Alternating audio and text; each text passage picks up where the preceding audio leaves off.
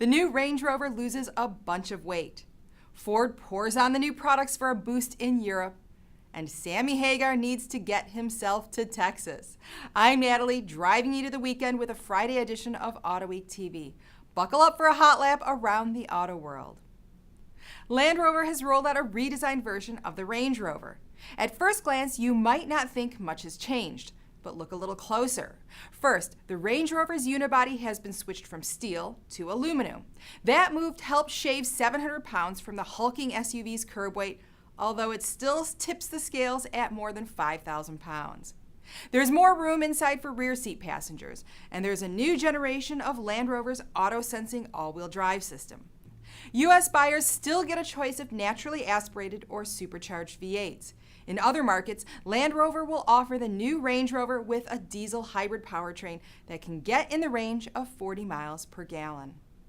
And like most other automakers, Ford is struggling in Europe. So it's taking a page from the U.S. playbook and flooding the market with new products and technology. For starters, there's a new Mondeo, which is the European version of the new Ford Fusion. But the Europe station wagon and five-door body styles that we don't get. Lucky Europeans. Europe also gets redesigned large and small vans. We'll get them too. The new Transit replaces the venerable Econoline, and the new Transit Connect wagon will put Ford back in the minivan market here. Also, Ford is sending the Mustang, probably the next-gen model, to Europe, along with the Edge crossover. And Europeans also finally get the Sync and the MyKey systems that put limits on speed and audio volume. And finally, the trip between Austin and San Antonio, Texas will go a bit faster this Thanksgiving. Texas is getting ready to open a 41-mile stretch of toll road with a posted speed limit of 85 miles per hour. It's the first of several stretches of road in Texas that will see a boost to 85. There are some roads in Texas and Utah where the posted limit in the daytime is 80. There's no word yet on what the toll charge will be. We bet the fines for Autobahn-esque speeds will be hefty, so be careful, Sammy Hagar. And big news from the world of motorsports. With details, here's Autoweek's senior motorsports editor, Mac Morrison.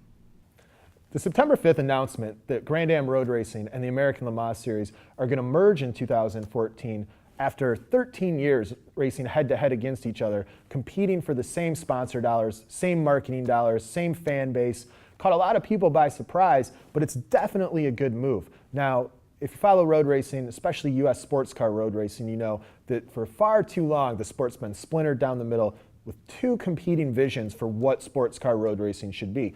On the Grand Am side, it's been more of a, lack of a better term, stock car based series, simpler cars, simple Daytona prototypes in comparison to the American Le Mans Series, which is run LMP1, LMP2, 24-hour of Le Mans style machinery, also higher tech GT cars. Now you're going to have all these classes coming together. Now how they're going to come together, no one's quite sure of yet. Behind the scenes, both France, Atherton, and the rest of the executives involved in this deal pledged that they're going to have this thing figured out in 2 years' time, or a year and a half time, I should say, so that when Daytona comes around, the Rolex 24 in 2014, there's going to be a clear vision of the future of sports car racing in the U.S. Now, details aside, that can only be good news for the sport and for fans.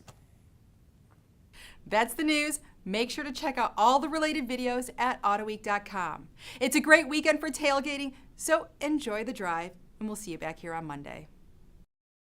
Catch all the latest auto enthusiast news at Autoweek.com, in Autoweek Magazine and iPad Edition. Talk with us on Facebook, YouTube, and Twitter at Autoweek USA.